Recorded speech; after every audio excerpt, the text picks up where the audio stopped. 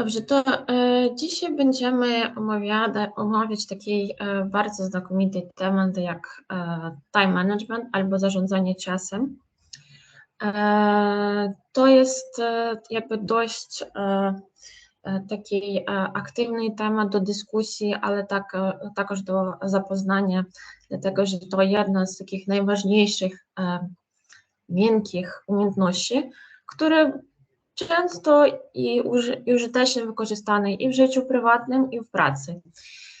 Ja dzisiaj bardziej skupię ogólnie na pojęciu, co to jest zarządzanie czasem.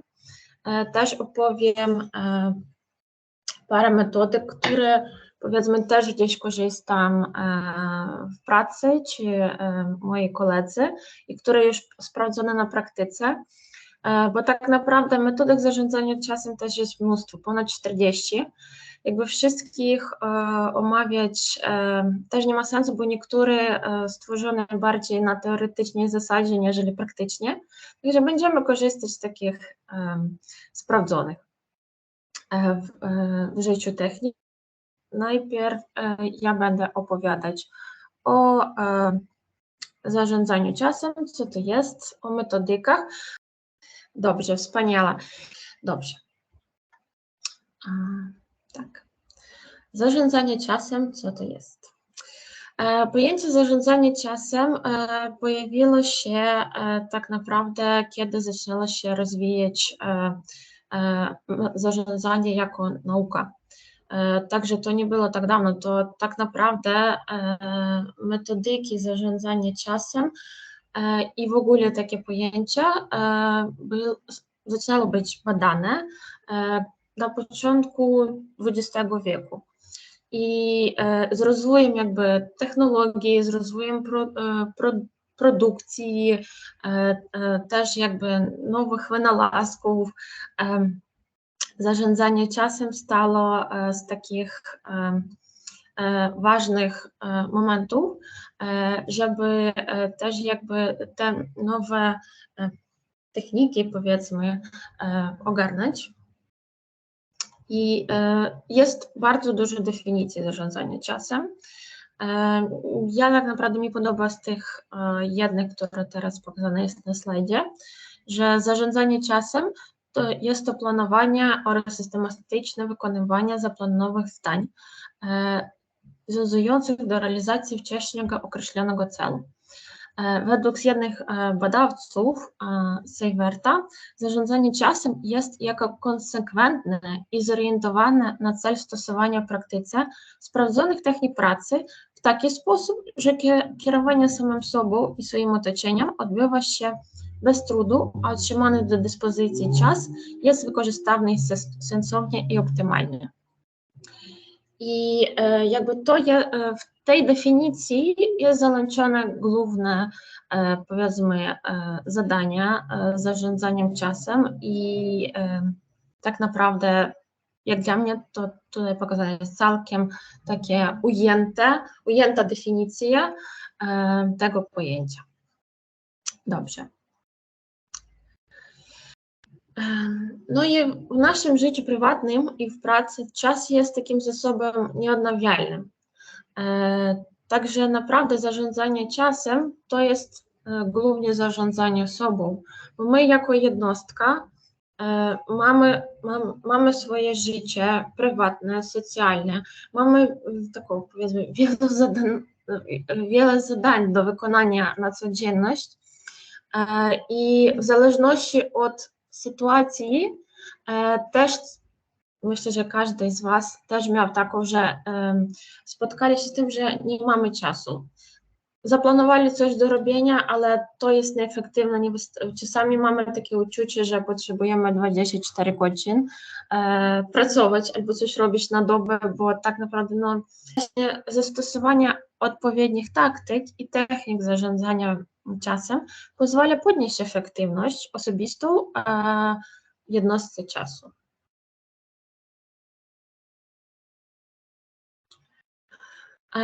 Też trzeba wziąć do uwagi, że zarządzanie czasem też polega na podniesieniu skuteczności działania. I za pomocą nie tylko, że techniki też pomagają nie tylko w takim planowaniu, ale też jakby pomagają zmienić życie i zrobić jego bieg życia, bieg pracy, zrobić jego bardziej efektywnym i jakby osiągnąć wszystkie nasze cele, które mamy sobie zaplanowane.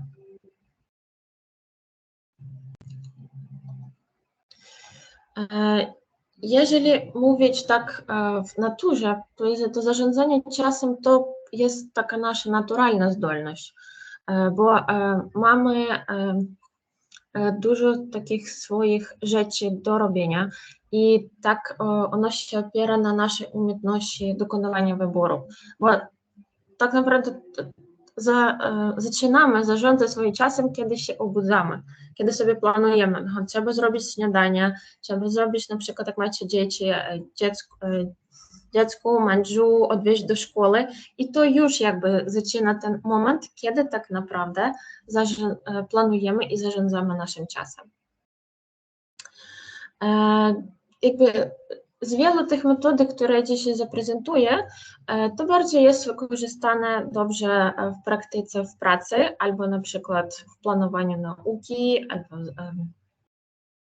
takie rzeczy, a w takich bardziej praktycznych rzeczach, ale ogólnie wszyscy powinny też wiedzieć, że czasami wystarczy taki naprawdę zdrowy rozsądek, żeby zarządzić swoim czasem i może te metody będą Wam pomocne, możecie jakby wykorzystać ich jako taki punkt wyjściowy, ale z drugiej strony to też jest taka nasza miękka umiejętność, którą powinny się trenować, rozwijać w sobie i jakby rozumieć cenę i mieć te uczucie czasu. Ale jak też jest wspomniane na slajdzie, efekt warty wysiłku.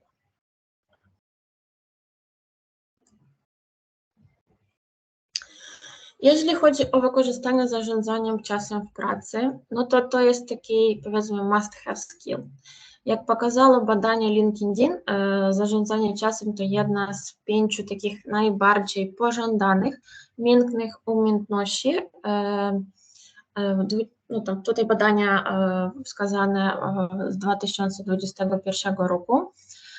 Ale też jeżeli macie LinkedIn i jesteście followersami tam różnych biznes stron, to pytania o zarządzaniu czasem i o jego metodykach dość popularne.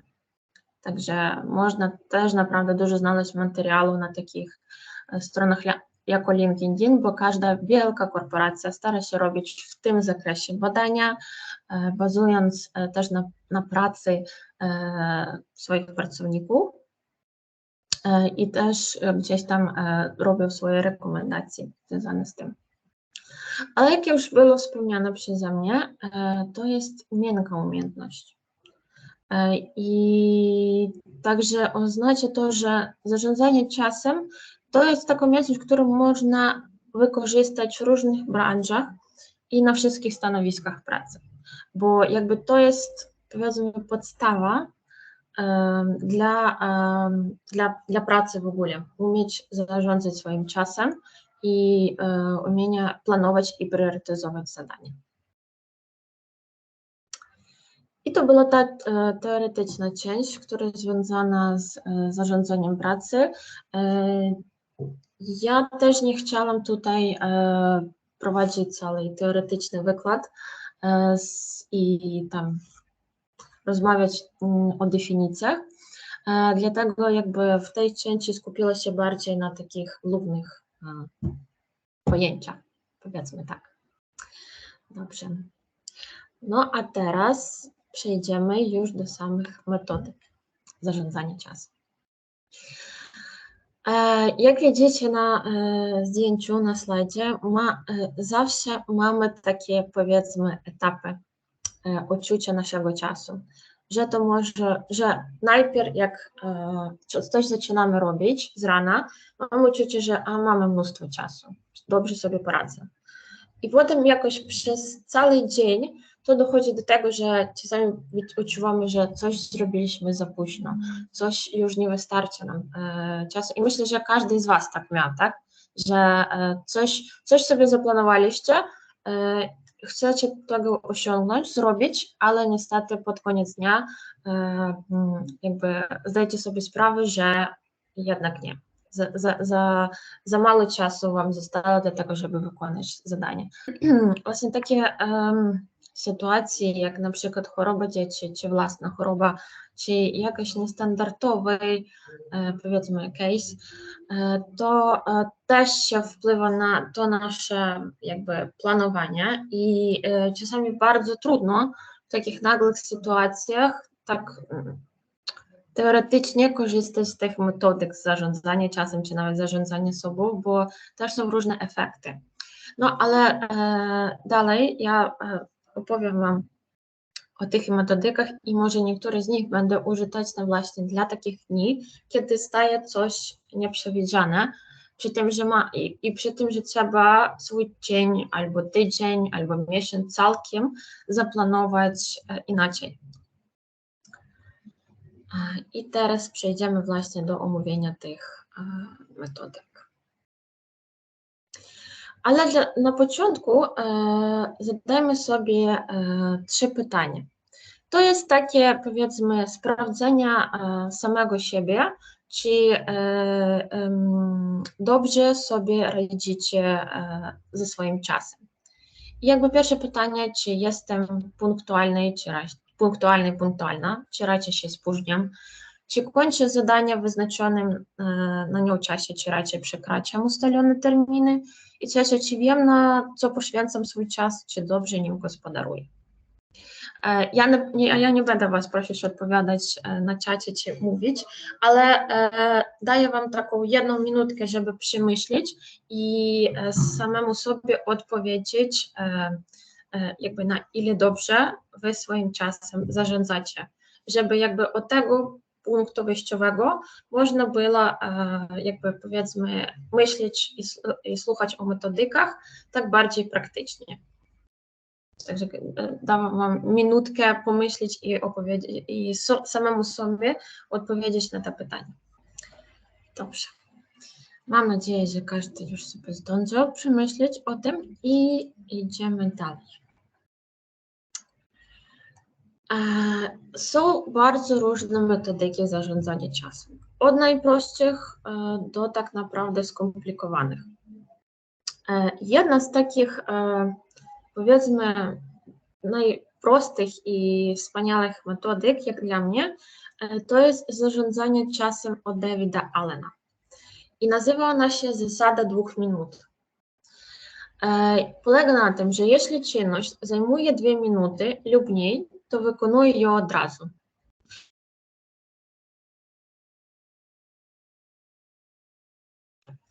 Otrzymujecie dużo maili na skrzynce i jak przeglądacie ich, sobie wiadomo priorytetyzujecie, czy to pilne zadanie, czy to niepilne, czy może odpowiedź poczekać, czy nie.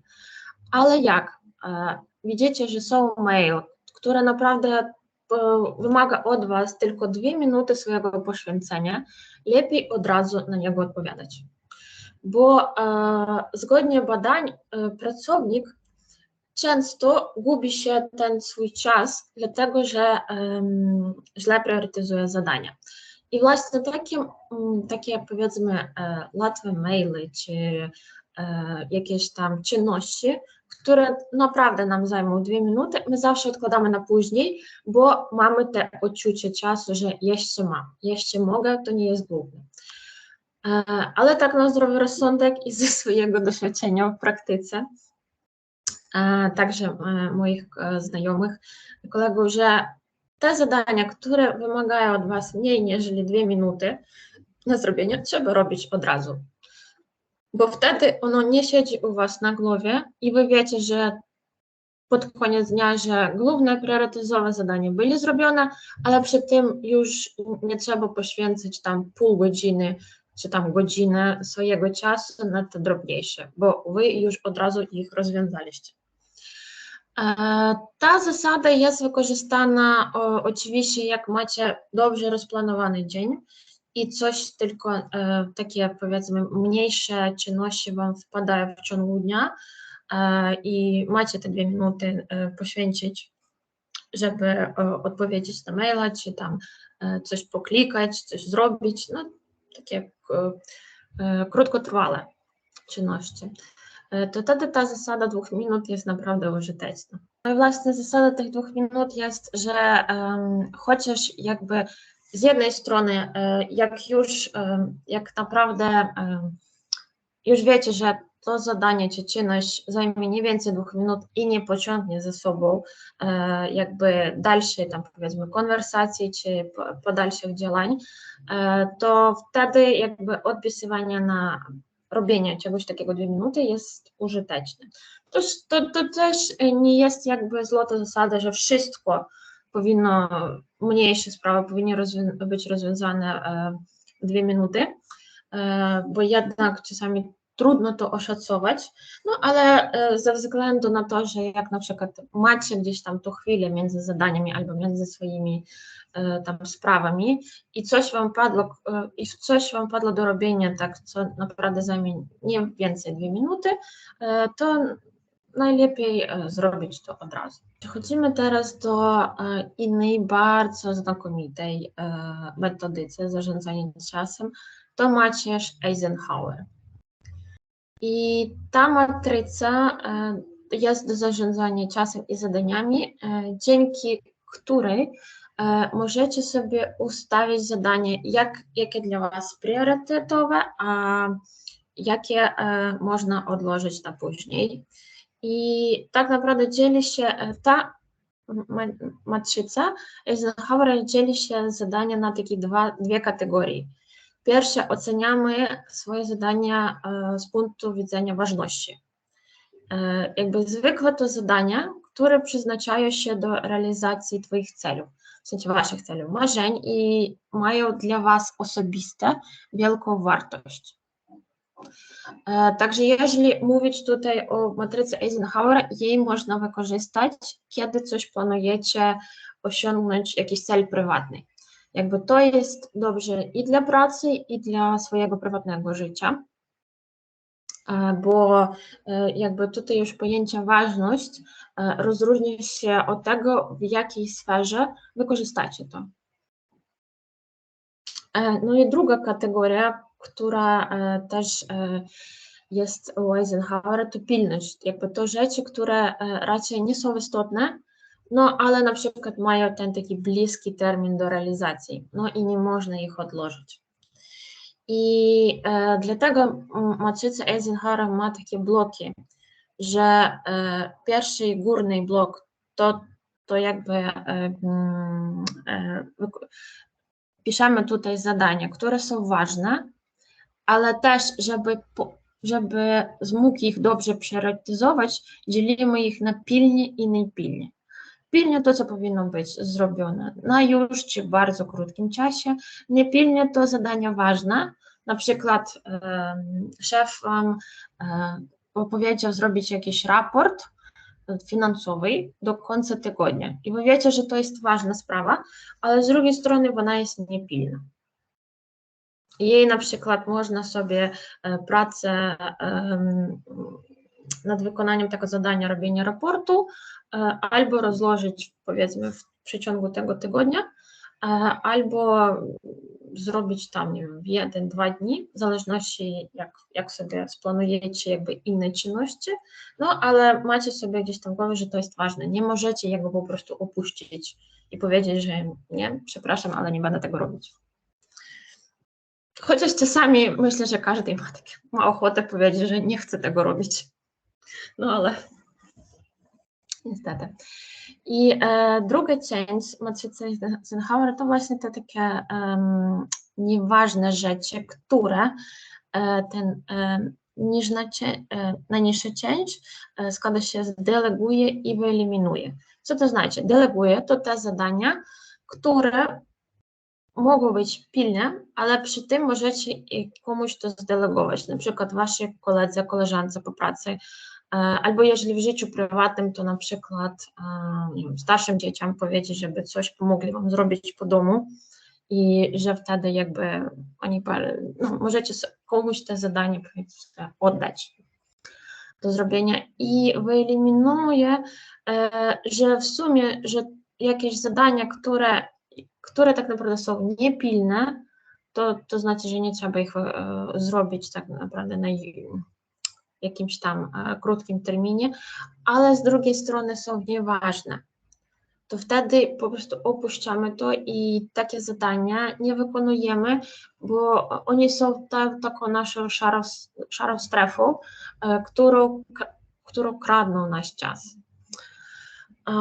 No przykładem może być, dobrze, na przykład taki prosty przykład i trochę śmieszny, który często spotykany jest w korporacjach, to chodzenie na kawę.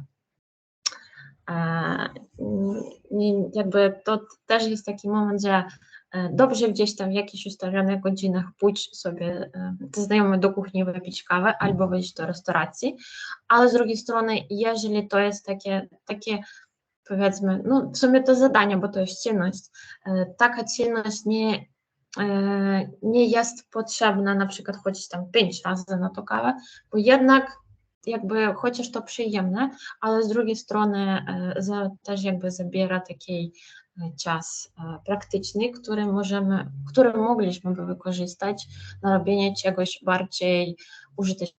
Tak naprawdę jakby zarządzanie swoim czasem to jest nasza dyspozycyjność do planowania, ale jak Panie dobrze wspomnieli, że dobrze robić takie planowania tak na przykład za dzień do wykonania tych czynności, które planujecie na przykład na jutro, albo też robić takie, jeżeli na przykład bardzo jesteście wielozadaniowymi w pracy, tak, że też swojej pracy też na przykład korzystając z matricy Eisenhowera, planować swoje zadania tak na przykład no, na tydzień do przodu.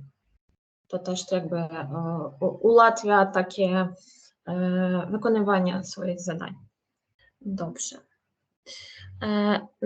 No i właśnie teraz na slajdzie to pokazuję takie powiedzmy rozróżnienia jako przykład, które są pilne, niepilne, ważne i nieważne. I na przykład pierwsze takie ważne i pilne sprawy to sprawy naglające, sprawy na wczoraj i sytuacje kryzysowe.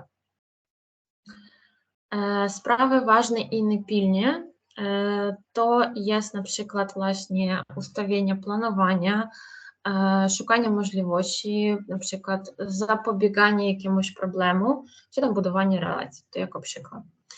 Zadania nieważne, takiej trzeciej kategorii, to mogą być niektóre telefony, jakieś tam małe sprawy naglające, które po prostu spadli na Was i można ich zdelegować komuś innemu, jak na przykład powiedzieć starszemu dziecku pójść do sklepu i kupić tam ziemniaki na obiad, bo u Was się skończyli.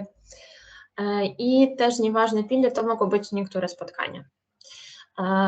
W praktyce właśnie, że można przykładać, delegować niektóre spotkania, to też jest takim teraz, gdzie ja pracuję w projekcie, że pracujemy jako dwie osoby i każdy z nas ma jakby jednakowy poziom, powiedzmy, doświadczenia i na przykład jak mamy powiedzmy nagle ustawiony call, ale moja koleżanka czy ja na przykład jest przeciążonymi zadaniami, ale trzeba odpowiedzieć, to ona może mi zdelegować i ja mogę jakby przeprowadzić te spotkania albo ja jej. Jakby to tak wymieniamy się na zmianę, żeby też mieć takie zadania, które są nieważne, ale pilnie rozłożone między nami dwoma. No i ostatnia kategoria to tak naprawdę nieważne, niepilnie, to większość takich rzeczy, które na przykład przynoszą nam przyjemność, nie wiem, 5. raz pójść na kawę. Chociaż możemy nie pić tyle kawy i możemy jednak te, tam, nie wiem, 5-10 minut wykorzystać na robienie rzeczy praktycznych.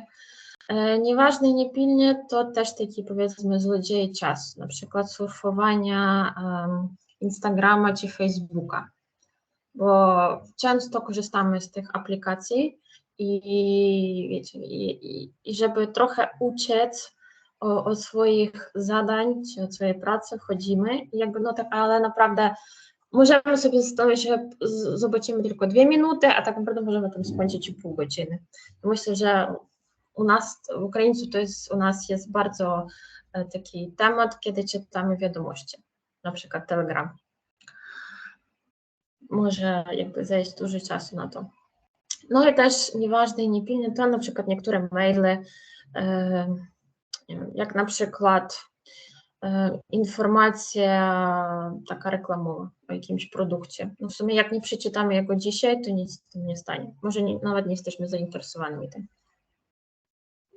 Także to jest takie, powiedzmy, przykładowe sprawy, które się dzielą się w tej matricy Eisenhower. No ale jak ja mówiła, każdy z nas ma swoje ustawione zadania, czy to prywatne, czy to w pracy, które z pomocą Eisenhowera gdzieś tam macierzy Eisenhowera wypełniamy dla siebie. No jak mówił sam David Eisenhower, to co ważne rzadko bywa pilnie, a to co pilnie zawsze rzadko bywa ważne. Także powiedzmy z tej też takiej prostej zasady można korzystać przy tym, jak myślimy, kiedy myślimy o swoim planowaniu zadań. Dobra. I teraz przechodzimy do kolejnej metody, metoda SMART. To jest z angielskiego i tak naprawdę zgodnie z tą metodą to jest metoda do ustawienia celów. I dzielimy się ich na takie powiedzmy kategorie, że cel powinna być szczegółowa, specyficzna, mierzalna, możliwa do zmierzenia, w sensie powinien na przykład ustawić ten deadline. Powinna być ambitna i ta cel, która Was stymuluje do działania. To coś, co co Wam przynosi dodatkową korzyść, ale też Was osobiście, emocjonalnie fascynuje. Powinien być ten cel realny i możliwy do wykonania i timely, to znaczy, że określony w czasie, że ma ten dokładny termin.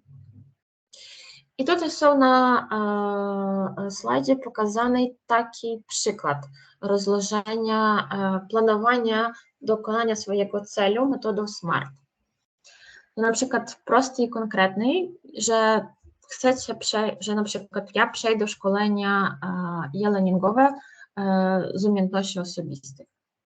Jakby to jest zdefiniowany specyficzny cel, mierzalny. I na przykład ustawiam sobie, że będę zaliczyć jeden moduł albo tam zdawać kurs, test co tygodnie. Ambitny, dlaczego jakby ustawiłam ten cel i dlaczego ta czynność dla mnie jest ważna, bo nauczę się metod zarządzania sobą w czasie i na przykład organizowania swojej pracy. Czwarte to, żeby ten cel był realny. Jakby bo tak sobie też jakby jak będziecie planować jakiś cel, z metodą SMART też sobie tak jakby możecie to opisać albo w swojej głowie sformułować, że jakby na przykład w tym przypadku dzięki wdrożeniu w życie wiedzy ze szkolenia, to jakby zwiększy Waszą wydajność pracy i wprowadzi ład w życiu prywatnym. No i ostatni termin, że skończę te szkolenia na przykład do końca tam maja 2023 roku.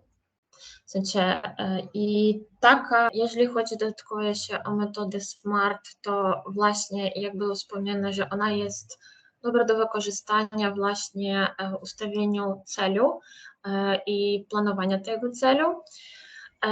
Z praktyki jakby SMART się naprawdę działa w życiu, właśnie do osiągnięcia tego celu, bo mamy wszystkie wytyczne, żeby ten cel osiągnąć, w sensie mamy motywację, mamy zdefiniowany cel, co konkretnie chcemy. Ten cel nas fascynuje i też powiedzmy motywuje nas samych do jego wykonania. Jest ambitny z punktu widzenia, że jako tutaj przykład, że nauczymy się czegoś nowego, jakichś nowych zdań, nowych rzeczy, które będą nam użyteczne w przyszłości i które, dzięki którym wdrożymy w swoje życie coś nowe, no i konkretny termin na to.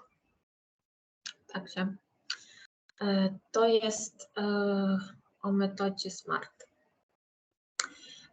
Wiele już zadań nie będziemy mieć i dalej przechodzimy do omówienia innych metod, które też są wykorzystane i może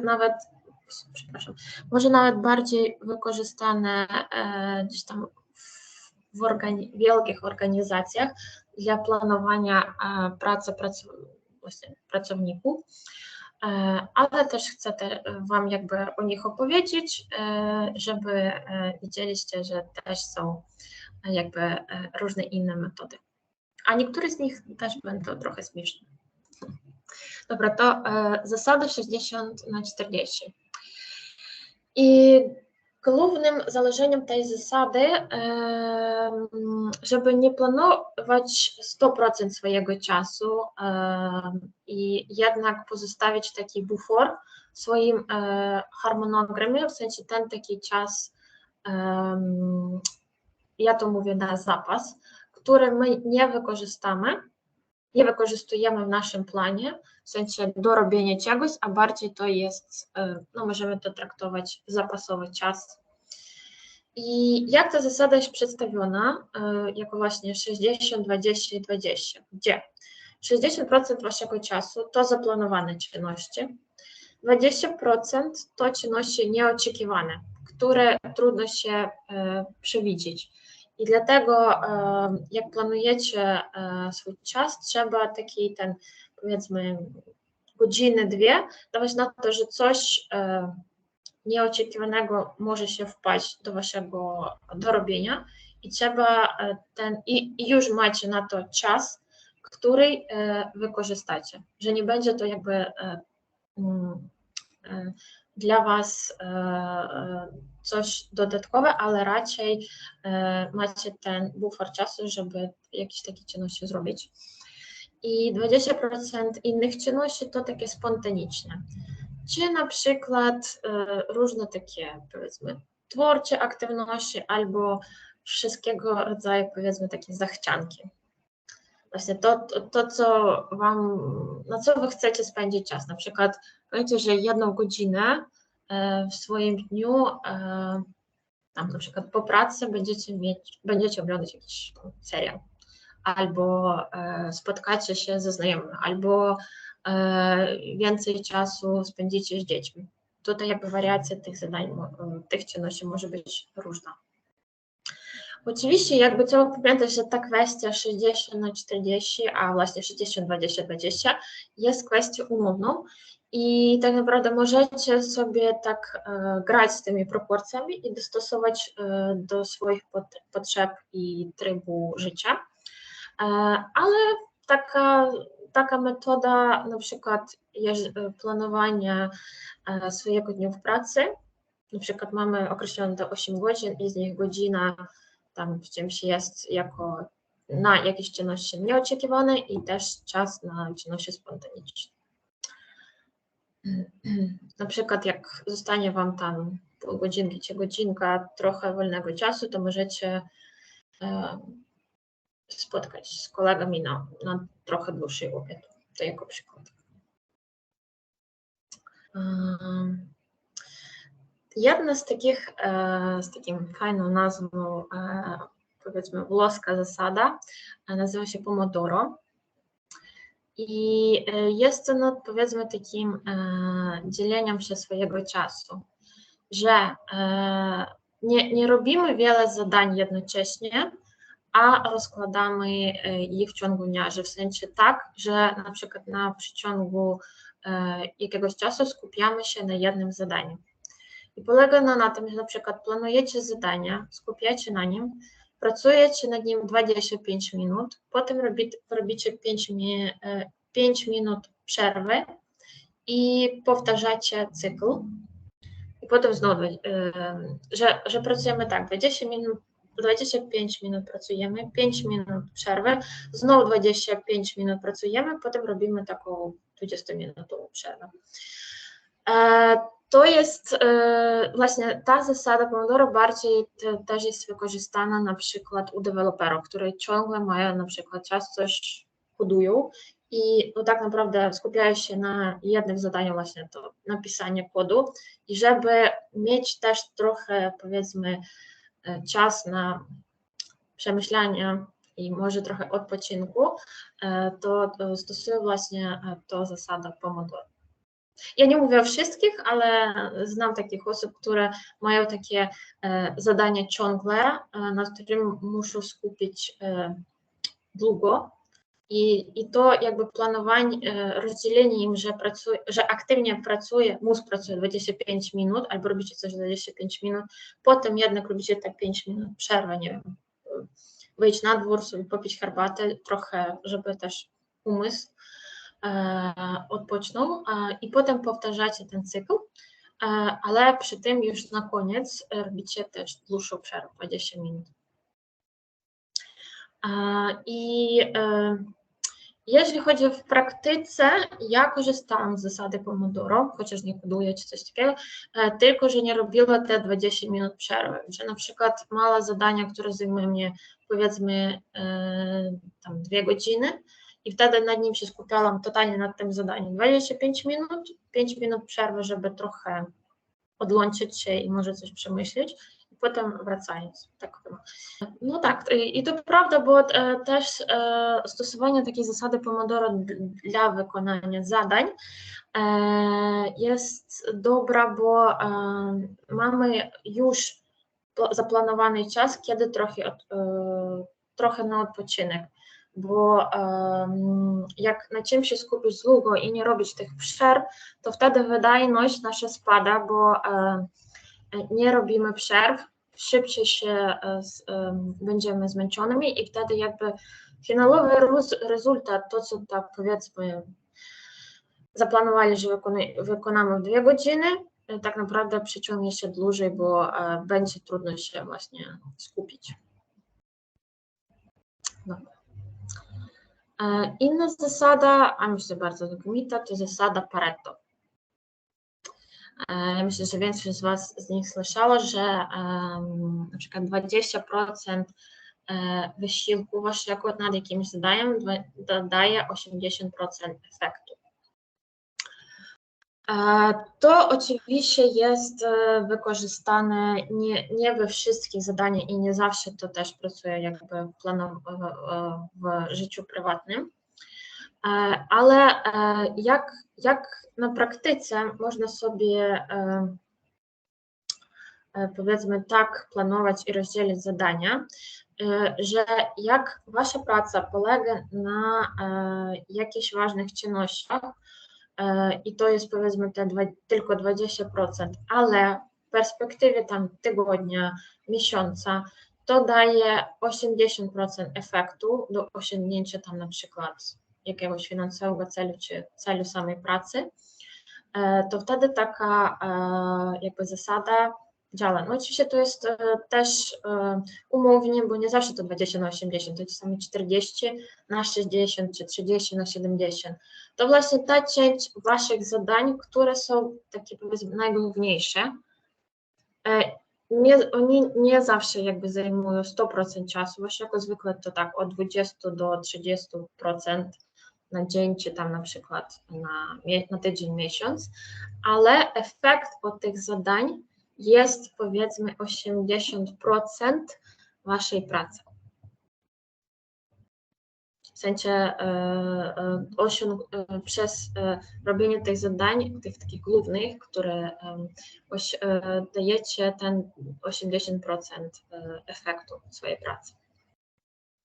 I właśnie ta zasada Pareto, jak było wspomniane, to nie jest użyteczne do wszystkich przykładów w życiu prywatnym i w pracy, ale na przykład gdzieś tam w biznesie też jakby zasada Pareto ustawione, że 20% na przykład waszych klientów stałych w biznesie przynoszą wam 80% dochodu na przykład. I to też, czy na przykład kto prowadzi swoją restaurację, to często jest tak, że mogą przychodzić różne osoby, ale na przykład jest obowiązkowo jakieś tam takie 10, 20, 30% ludzi, które są stałymi klientami i zawsze przychodzą do tej restauracji na przykład na obiad, kiedy są w pracy, jakby i dają wam te stabilne zyski. W sumie jakby w biznesie to te 20% klientów, zadań, czynności, które zabezpieczają wam trwały efekt, trwałe zyski w swojej działalności. To gdzieś tam, powiedzmy, działa w takich sferach. Dobrze. Tak, dokładnie. Dokładnie to jest jeden punkt, który w zasadzie Pareto działa, że to bardziej może się opłaca na długostrokowe cele, niż na krótkoterminowe. No, ale tak jak mówię, jakby nie ma idealnej zasady, która byłaby wykorzystana do wszystkich przypadków i wszystkie jakby poprzednie pokazane metodyki powinny być odebrane indywidualnie w zależności od osoby, zespołu, firmy i tak dalej, bo jakby każda z nich pracuje w różnych sytuacjach i trzeba czasami podbierać te metodyki zarządzania czasem i próbować różne. Dobrze. Mamy jeszcze metodykę, która dobrze się nazywa metoda salami. I ta metoda jest właśnie pomocna, kiedy odczuwamy takie prokrastynację, w sensie, że odkładamy zadania na później.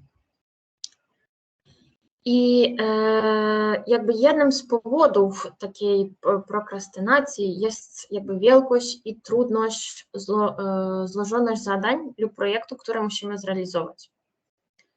I wtedy jakby to też sytuacja, kiedy mamy wiele zadań. Pracujemy, nie skupiamy się na jednym zadaniu w ciągu wiele godzin, a tak naprawdę mamy dużo zadań do wykonania w tym samym czasie. Taka wielozadanowość, gdzie na przykład, nie wiem, mamy spotkanie z kimś w call, tam i omawiamy jakiś temat, ale przy tym jeszcze odpisujemy na maile, czy coś robimy. I jakby ta metoda salami polega na tym, żeby dzielić duże zadania na mniejsze czynności i pracować nad każdą z nich po kolei, tak by jakbyś delektował się salami, że jakby jadłeś dobre salami i sobie cieszyłeś z jego smaku. Tak, plasterek po plasterku.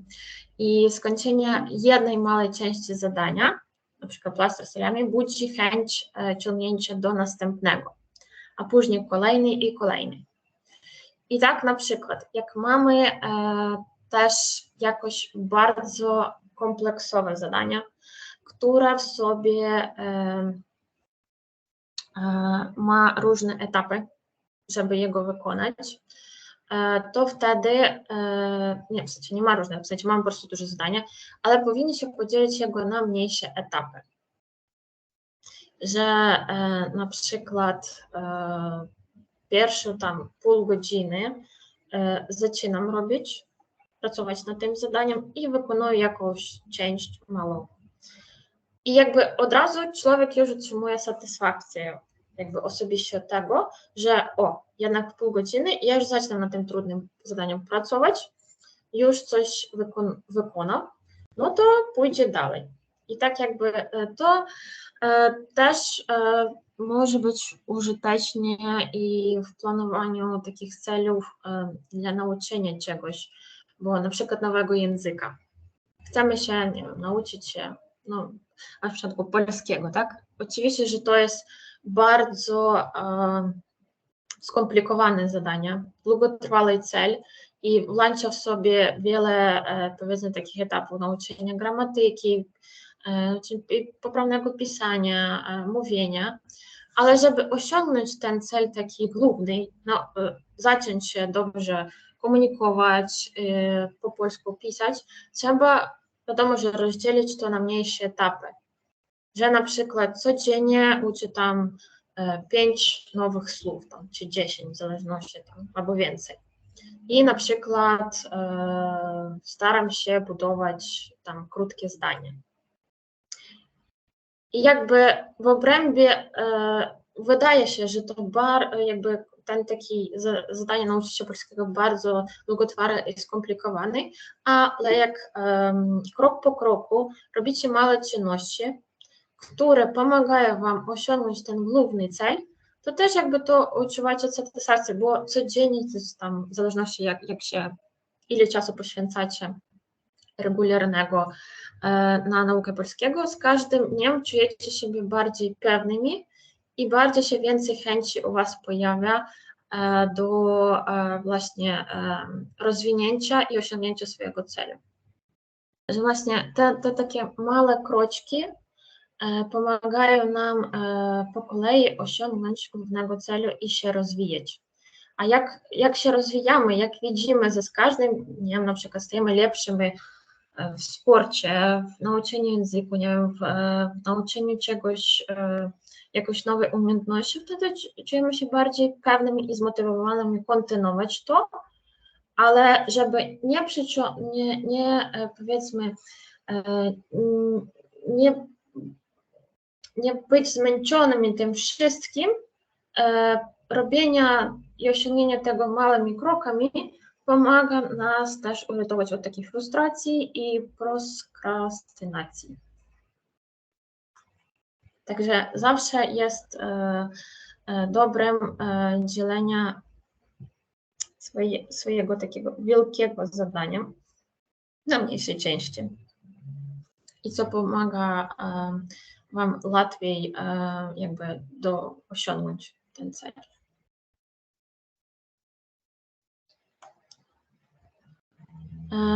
No i jeszcze jedna z takich metod jest z niemieckiego, metoda Alpen. I nazwa tej metody jakby związana z tym, że podobne jak do metody SMART, bo nie są, jakby te metody są pokrewne, że dzielą się, tak powiem, zdefiniowania celu i planowania dzieli się na takie, powiedzmy, sekcje, etapy, właśnie definiowania samego zadania, ten Aufgaben, zadania, i na tym etapie określasz, co masz do zrobienia danego dnia i zapisujesz to.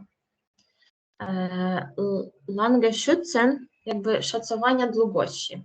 W sensie po zrobieniu zadań, po tym jak wypisałeś swoje zadania, określasz, ile czasu zajmie Ci realizacja poszczególnych zadań. Trzeci etap to Pufferzeiten einplanen. Przepraszam za mój niemiecki, nie jest idealny wymówy. To jest właśnie ustawienia przerw i pauz. Tutaj jakby trzeba uwzględnić wszystkie przerwy, które pozwalają Wam się zregenerować i odpocząć między zadaniami. W sensie to jest planowanie przerwy obiadowej, to jest planowanie przerwy na kawę. Czwartym punktem to jest też wyznaczenie priorytetu. Nawet nie przeczytam. I do wyznaczenia tych priorytetów to określasz to, co jest dla Ciebie najważniejsze danego dnia. Ustalasz zadania do delegowania albo innym osobom, a następnie przechodzisz do działania. Jeden із takich następnych punktów i ważnych to jest kontrola. To czas na analizę i podsumowanie Twojej efektywności osobistej i zarządzaniem czasem danego dnia. To już robimy pod koniec dnia i patrzymy na swoje listy, co się nam udało wykonać, co się nie udało, czy może trzeba rozplanować inaczej swój dzień, czy może można gdzieś zmniejszyć te deadline'y na wykonanie zadania, czy trwałość wykonania tych zadań. No, robimy takie przemyślenia i też jakby odhaczamy te punkty, które były zrobione. I tak naprawdę metoda Alpen w tym przypadku, ona dobrze pracuje, kiedy mamy zadania krótkoterminowe, jakby powiedzmy tak w perspektywie jednego dnia. I tak naprawdę ona jest też popularna, taką u nas, bo są prosta, ale jakby działa skutecznie. Mi się wydaje, że jakby metoda Alpen, ona była jakby po prostu opisana, ale każdy z nas tak naprawdę jak planuje swój dzień, to idziemy logicznie, sami w sobie idziemy takimi etapami zdefiniowania zadań, planowania, kiedy będziemy mieć przerwę i odpoczynek, ustawiamy priorytety, no i też pilnujemy, żeby te wszystkie zadania były wykonane w zależności od priorytetu.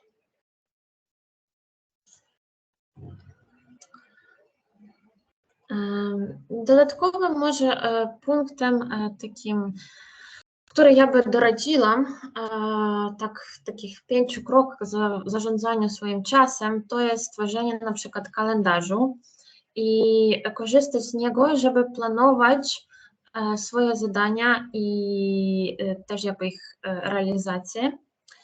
Ustalenie priorytetów i te priorytety, bazując na Waszych celach, można ustawiać na roczną perspektywę, kwartalną, miesięczną, albo tygodniową, albo dzienną. I maksymalnie, żeby to też miało lepszy efekt, najlepiej takie najbardziej priorytetowe zadania ustawiać maksymalnie 3. Bo jak też na przykład jak ustawiacie jakieś, ich potem w końcu roku będziecie też czuć taką niesatysfakcję tego, że nie realizowaliście swoje cele, bo ich było za dużo i nie było to też jakby dobrze splanowane ich osiągnięcia. Dlatego jakby jest taka porada, że 3 globalne cele, czy takie najbardziej priorytetowe, to jakby jest dobra liczba. No i też ustawiać sobie bloki zadań, jakby grupować ich i planować ich na przykład wykonanie w blokach czasowych. Jak na przykład, jak macie na dzień w ciągu dnia odpisywać i sprawdzać skrzynkę mailową i odpowiadać tam na pytania klientów, na pytania pracowników i tak dalej, to ustawcie sobie i nic jakby więcej nie rozpraszam, żeby jakby to było wykonane. Koncentracja. Właśnie trzeba unikać tej właśnie unikać tego momentu, kiedy nie stracamy ten czas, że wykorzystamy jego nieefektywnie, że nie wiem, siedzimy za dużo w internecie. Jakby takie czynności trzeba od razu redukować. I umiar i równowaga. Jakby już maksymalnie stawiać 3 priorytety, nie przeładować swoje listy zadań, a tak realistycznie podchodzić. I co jest bardzo ważne, to jest odpoczynek. Bardzo planujcie w ciągu swojego dnia, tygodnia, miesiąca, roku czas na odpoczynek, żeby mieć siły być produktywnymi i mieć czas na siebie.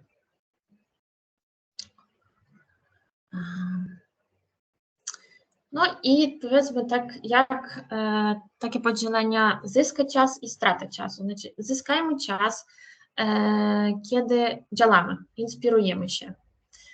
Nie trzeba też przesadzać z perfekcjonizmem. Perfekcjonizm nigdy nie działał, także trzeba bardziej rzeczywiście patrzeć na swoje zadania, ich wykonanie, planowanie. Zrobić sprawdzenia, na przykład maili i wiadomości, jeżeli to związane z konkretnym zadaniem później, ustalić plany i skupić się na priorytetach i też śledzić swoje postępy.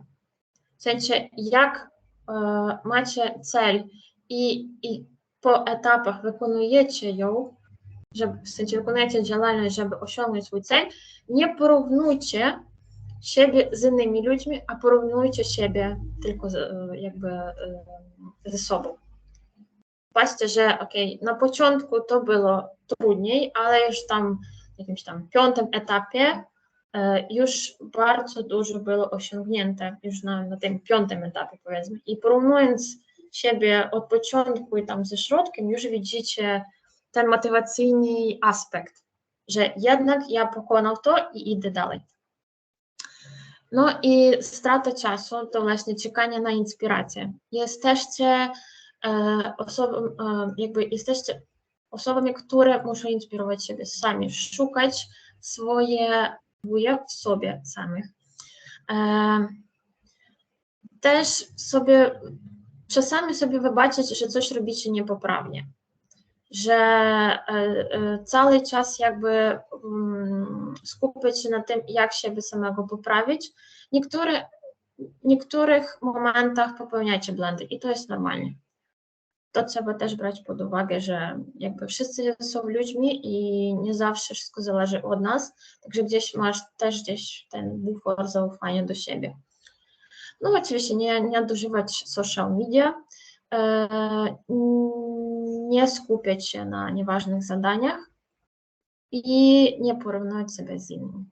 Jesteście dla siebie swoimi bohaterami, robicie wszystko, ustawiacie i planujecie swoje cele tylko dla siebie i te efekty będą ważne i dla Was. Także nigdy nie robimy porównania z innymi osobami, bo każda osobistość jest unikatowa i każdy człowiek ma swoje talenty, swoje dobre strony i musi ich rozwijać odpowiednio siebie, a nie patrząc na innych. Też w tej prezentacji są dodatkowe linki, ta prezentacja będzie do Was chyba podesłana. Możecie też ich zobaczyć.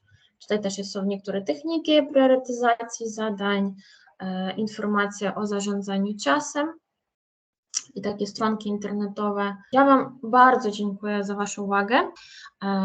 Życzę Wam naprawdę wszystkiego dobrego w osiągnięciu Waszych celów, planowania i zarządzania swoim czasem. No i też życzę mieć jakościowy odpoczynek, żeby jednak te siły były do wykonywania Waszych celów. I jesteście super grupą i bardzo, bardzo dziękuję za uwagę. I my bardzo dziękujemy, Natalia, za bardzo ciekawe prezentacje i bardzo korzystne. Super.